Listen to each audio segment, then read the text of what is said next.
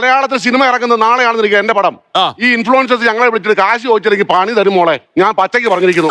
ഇത് എന്നെ ഉദ്ദേശാണ്, എന്നെ തന്നെ ഉദ്ദേശാണ്, എന്നെ മാത്രം അങ്ങനെ ലിസ്റ്റ് പുറത്തു വിടണം.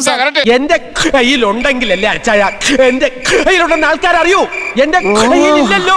സായി വിളിച്ചിട്ട് ഞാൻ പറഞ്ഞില്ല, സായി പലരും വിളിച്ചിട്ട് പടം പ്രൊമോട്ട് ചെയ്യണോ, 1 ലക്ഷം 50,000 ഇല്ല, പൈസ ഇല്ല എന്ന് പറഞ്ഞാൽ ഇവര് പറഞ്ഞ പണി തരാൻ ചേട്ടാ. അലക്കി തേച്ച കതർ വിട്ട് നുണ പറയാൻ ഇറങ്ങിയിരിക്കുന്നു. പിന്നെ നിന്റെ അച്ഛൻ ചാക്ക് കിട്ടിയിട്ട് എനിക്ക് 1 ലക്ഷം രൂപ കൊണ്ടുവന്നാ നായ എന്നിട്ട് ചോദിക്കുന്നേ. പിന്നെ എന്നാ പണിയെന്നറിയോ, ഈ പടമോ ഹോ കാണല്ലേ, ഈ ക്യാമറ ഇവിടെ വെച്ചേ, ഈ ക്യാമറ ഇവിടെ വെച്ചേ. അറിയുന്ന വാർത്തകൾ പൊടിപ്പും തൊങ്ങലും ചെയ്ത് നല്ല വെടിപ്പായിട്ട് 4 ആളോട് പറയുന്നോണ്ട് തെറ്റില്ല. പണം ഇറങ്ങുന്ന തലേദിവസം ഇവിടുത്തെ ഇൻഫ്ലുവൻസേഴ്സ് കാശ് കൊടുത്തില്ല. എന്റെ അവസ്ഥ പറഞ്ഞില്ല പ്ലീസ്. നിങ്ങളാണ് സിനിമാക്കാര് കുറെ കാലമായിട്ട് തവള കരയണ പോലെ കരയുന്നുണ്ട്. റിവ്യൂവേഴ്സ് പൈസ റിവ്യൂവർ പൈസ വാങ്ങിയതിന്റെ പേര് പുറത്തു വിടാൻ പറ്റും.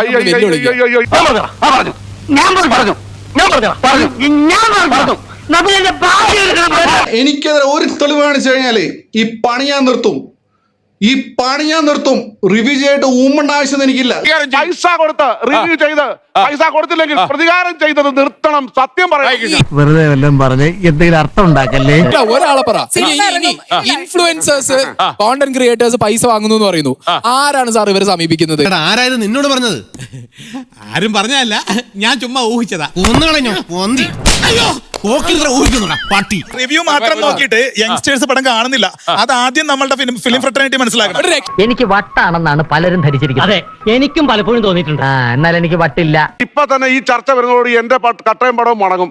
ഞാൻ സിനിമാ നിർമ്മാണം എന്ന് നിർത്തുന്നോ അന്ന് ഞാൻ ഇവരുടെ എല്ലാം സായിപ്പിനെ കാണുമ്പോൾ കവാത്ത് മറക്കുന്ന ജാതിയാണ്. എന്തൊക്കെയാണ് നീ ഇവിടെ കാണിച്ചത്? നല്ല പടത്തിന് ആള് കയറുന്നുണ്ട്, നല്ലതല്ലെങ്കിൽ ആള് കേറില്ല. ഒന്നാമത്തെ കാര്യം ഈ ടോപ്പിക് തന്നെ, തിയേറ്ററിലേക്ക് ആള് കയറുന്നുണ്ടോ ഇല്ലേ എന്നുള്ളത്. ആള് കയറാത്തോണ്ട് ഇത്ര തിയേറ്ററിന്റെ എണ്ണം വരില്ലല്ലോ. നീ ഇത്രയും ഭയങ്കരനായ വിവരം ഞാൻ അറിഞ്ഞില്ല. ഓബിയസ്ലി ഇതിന്റെ കൗണ്ട്, ഇതിന്റെ കളക്ഷൻ എത്ര പണ്ടത്തെ പോലെയല്ല, നല്ല കളക്ഷൻ വരുന്നുണ്ട്. അപ്പൊ ആള് കയറുന്നുണ്ട്. നല്ല സിനിമ ഇല്ലാതാണ് ഏറ്റവും വലിയ പ്രശ്നം. ഒരാഴ്ച ഇറങ്ങുന്ന പടത്തിൽ 5 പടം ഇറങ്ങുമ്പോ 3 ഗുണ്ട് പടം 2 നല്ല പടം ഇറങ്ങി കഴിഞ്ഞ എന്താ കാര്യം? പൊട്ടി പൊളിഞ്ഞ പടം, വെറുതെ ചുമ്മാ പൊളിക്കാൻ വേണ്ടി എടുക്കുന്ന പടം. ഇവിടെ ചർച്ചയിൽ വന്നത് ജെൻസി ക്രൗഡിന്റെ സിനിമ അല്ലെങ്കിൽ ജനറേഷൻ 90s സിനിമ. ഇങ്ങനെ സിനിമാക്കാരനെ ഇങ്ങനെ ഡിവൈഡ് ചെയ്തിരിക്കുക. ശരിക്കും ഇത് ജനറേഷൻ വെച്ച് ഡിവൈഡ് ചെയ്ത് കാണേണ്ട സാധനമാണോ സിനിമ? ഇൻഡസ്ട്രി തൊലച്ചത് ആരാന്നറിയോ? ഇവിടുത്തെ സൂപ്പർ സ്റ്റാറുകളും അവർക്ക് വേണ്ടി എഴുതപ്പെടുന്ന സ്ക്രിപ്റ്റുകളും. അത് ആദ്യം മാറണം. സൽഗുണ സമ്പന്നനായ 50 പേരെ ഇടിച്ചു തോൽപ്പിക്കുന്ന പാട്ടും കൂത്തും ഇടിയും തൊഴിയുമായി നടക്കുന്ന നിങ്ങളെ പോലുള്ള പീറ നായകന്മാർ മലയാള സിനിമയെ തോലച്ചു. മലയാളത്തിൽ ഏറ്റവും കൂടുതൽ OTT പ്ലാറ്റ്ഫോമിൽ സബ്സ്ക്രൈബേഴ്സ് ഉള്ള ആർക്കും സാധിക്കറിയോ? മനോരമ, മാക്സ്. എന്നിട്ട് അവരെന്താ നല്ല സിനിമ എടുക്കാതെ? സിനിമ ആണ് നമ്മളൊക്കെ ഈ പുതിയ തിയേറ്ററുകളിൽ പോകുമ്പോ ഒരു പോപ്കോൺ മേടിക്കുമ്പോൾ തന്നെ 400, 500, 600 രൂപ. ടിക്കറ്റിനേക്കാളും കൂടുതൽ പൈസയാണ്. അച്ഛൻ പറഞ്ഞു ഇതിലും ഭേദം കട്ടപ്പാറയായി കക്കാൻ ഇറങ്ങുന്നതാണെന്ന്. ഞങ്ങൾ തിയേറ്ററുകാർ എങ്ങനെയാ പിന്നെ ഇത് ഓടിക്കണ്ടേ? 10 ശമ്പളം ഒരു 3-4 ലക്ഷം രൂപ കൊടുക്കണം. ഞങ്ങൾ കറണ്ട് ചാർജ് 3-4 ലക്ഷം രൂപ.